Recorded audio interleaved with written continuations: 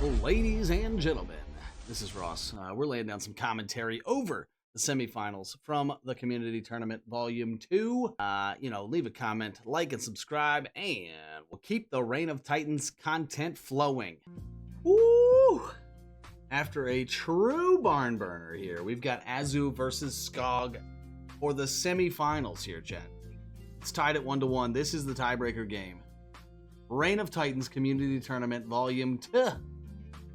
We're going to see who comes out and who is headed to the finals for $250 cash. Azu, Skog. We got Forest versus Sea. So in game one, we saw a pretty slow start to the game. They were just sort of feeling each other out, not really sure what each other is capable of. Ended up getting down to the final 5 scrolls or so. I thought game 2 was going to go a bit quicker, but actually ended up literally going to the final scroll. Skog got the revert on Concussion Blow, ended up playing that card 2 turns in a row to seal the deal. Pay 50 to deal 60 true damage, I think. What a time. What a time. And here we are at the tiebreaker. What adjustments is Azu going to make? What adjustments is Skog going to make? Skog, S-K-O-G. Skogar Mortest. Skogamore. Yep. We are watching this from Skog's point of view again. Has an interesting hand here. Some damage and some defense buffs. And Disrupt. Which, it's funny, like, Disrupt could literally be a 1-card, Tides Have Turned in the game.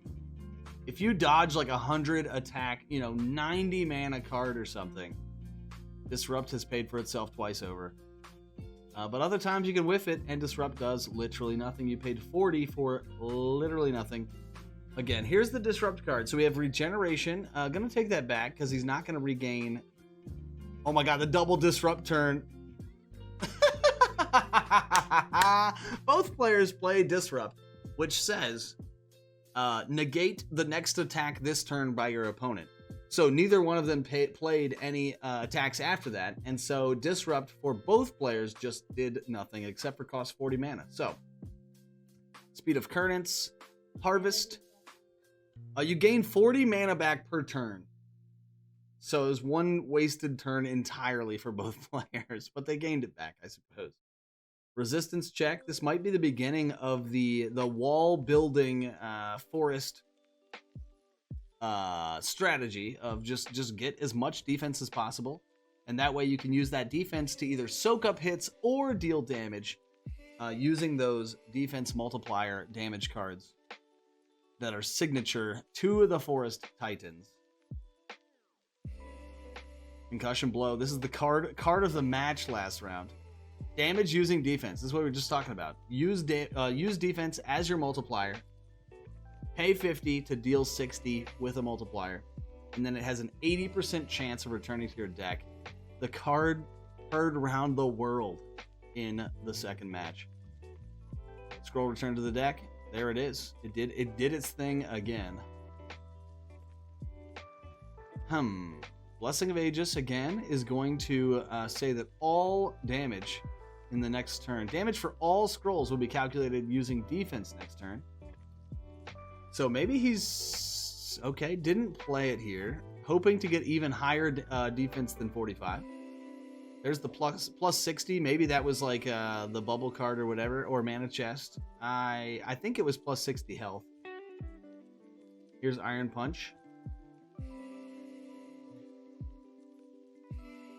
It does seem like Skog is playing slower. Both players may be playing a bit slower here. Mirage gets played, which is like Disrupt.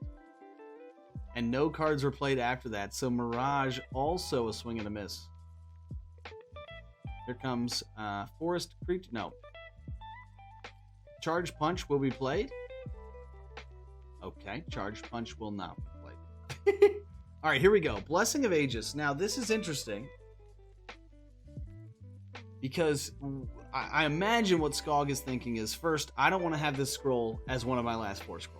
It's terrible if you you need to play scrolls behind it, right? So this turn, all damage will be calculated using the defense multiplier. Interesting, again, I think it was just more of a throwaway than a strategic play because he didn't buff up his defense at all. 25 versus 18, not a massive difference. Again, both players, I think, playing a little more carefully this game, and not carefully in terms of like, just carefully in terms of, I don't want to overextend. I need these scrolls for the end of the game. Both players are at full health, full mana, just waiting to see what's happening. Skog seems to be taking even more time to choose his lines because the decisions are so weighted towards the end of the game. Again, we end that turn with both Titans at nearly full health and nearly full mana. 1,000 Punches is, again, maybe a throwaway card. Could be a closer if things get down to the end. Meditate gives MP back, so not a great time to play that. Yeah, I think 1,000 Punches here is probably just a throwaway.